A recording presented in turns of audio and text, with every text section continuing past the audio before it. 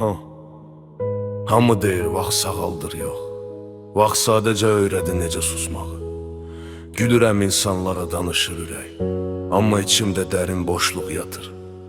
Hara getsəm, necə qaçsam belə, səni özümlə aparıram.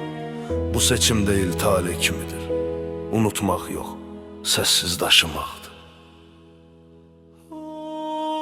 Kimsə səni əvəz edə bilməz, əvəz axtarmıram da.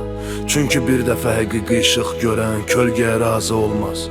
Səndən qalan hər şeyi saxlayıram, addımın dənizi yarıb keçən gəmi kimi. Baxışların günəşidir, amma indi uzaq toxunulmaz bir yerdə yanır. Ağrım yox, boşluğum var. Bəzən boşluq ağrıdan daha üsyankardır.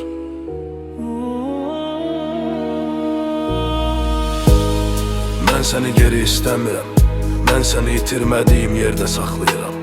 Sən gedən gün dünya çöküb getmədi, sadəcə səssizləşdi. Yaşamağı öyrəndim, amma yaşamaq bəzən sadəcə nəfəs almaqdır. Deyirlər keçəcək, qoy keçsin.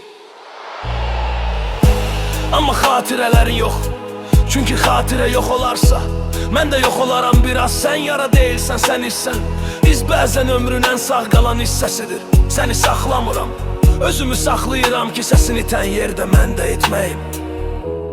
Sənsizəm, amma səni içimdə yaşadıram. Səssiz gecələrdə adını pıçıldayıram. Heç kim eşitmir, Allah eşidir. Dönmədim və bu normaldır. Mən də getdim, amma içimdə sən qaldın.